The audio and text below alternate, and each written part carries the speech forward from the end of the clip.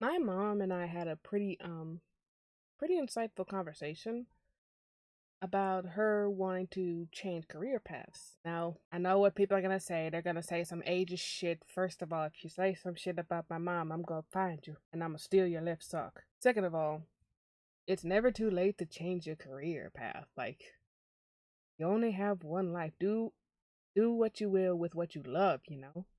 It keeps you young. That's what my mom does. So back to the topic at hand, she said she'd wanted to possibly become a doula.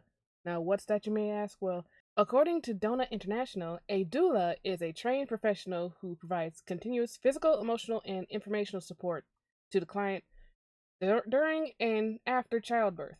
Basically, a doula is sort of kind of like a licensed mentor to the mother, to say the least. They basically help the mother during her pregnancy and a little bit after the child's born to basically help guide them through um, the trials of pregnancy and even postpartum. So that's what doulas do. And honestly, it probably sounds um, pretty like you got to have a whole bunch of degrees to be a doula, but that's not necessarily so. Because according to Donna International, basically to be a doula is pretty much to get some sort of training as well as certification. Now, I'm not going to sit here and say that having a degree does not help. That's not what I'm going to say. If you have like a health science or even a nursing degree, then that's actually perfect to lead you up to this pathway. It's not a requirement to be a doula, but at the same time, it helps, you know. But with that being said, and this honestly happened not a few weeks, a few days, I would say, after my mother and I's conversation, that the Department of Education put out a statement that according to the big, beautiful bill, and I say that in air quotes, the Department of Education has excluded nursing as well as other degrees, mostly within the social sciences, as not professional degrees anymore. Now, that doesn't mean that if you already have a nursing or social science type job that you're no longer a professional. That's not what it means. The big takeaway of this is that it's going to be infinitely harder, damn near impossible, mind you, to get any sort of scholarship or funding towards getting these degrees. And it's just a theory that I have in my mind, but since a lot of black women are thriving in these fields, getting like masters, doctorates in these fields, mind you, that the Trump administration saw this and be like, no, no, no, we can't have that now. We can't have. It's pretty much a tale as old as time. Like whites see black people thriving and succeeding, whites destroy what the black people have created. It never fails. It's been in this country's history.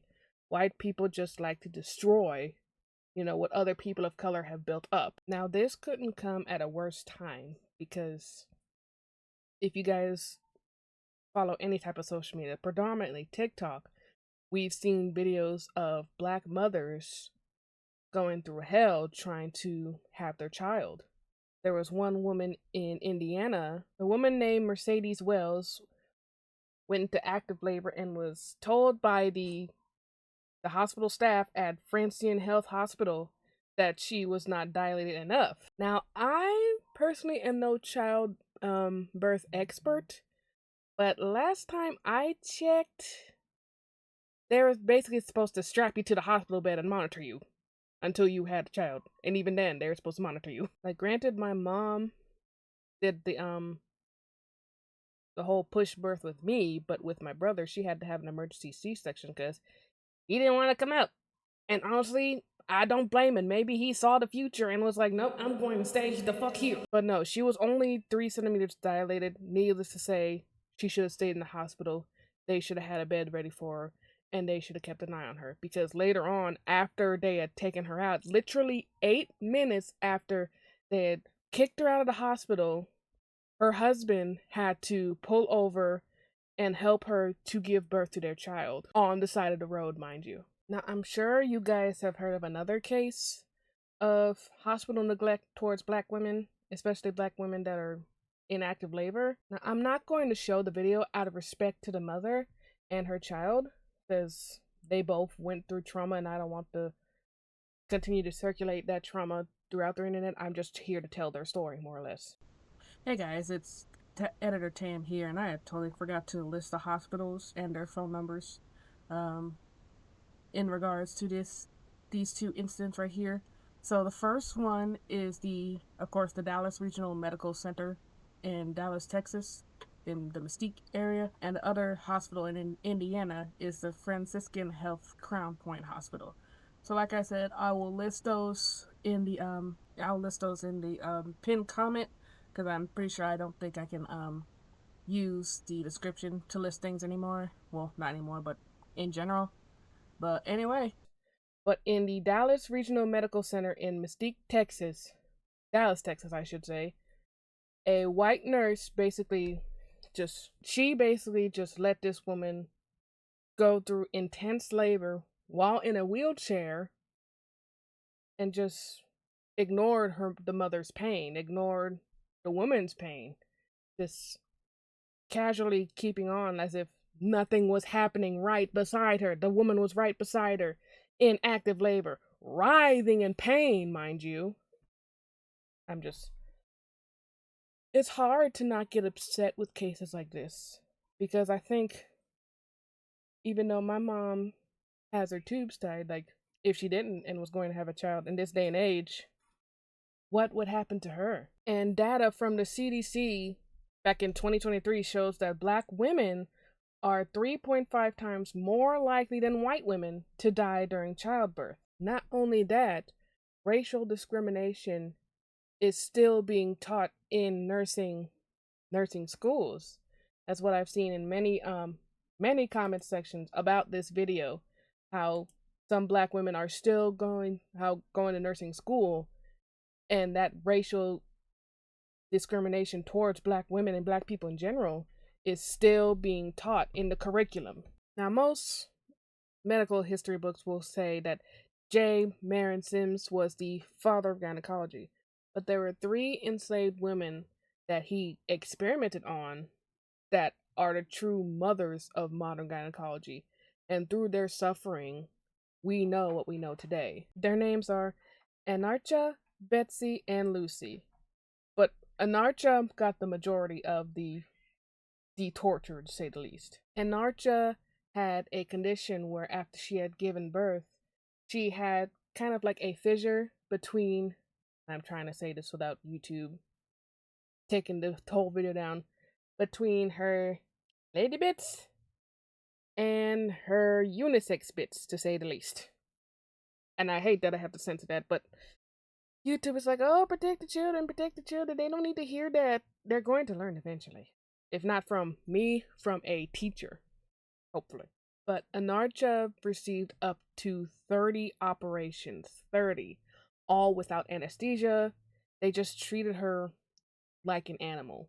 They pretty much dehumanized her because they felt in their mind, their racist mind, that black women feel pain either in a less in a higher threshold compared to white women, or they just don't feel pain, period, which is heavily debunked.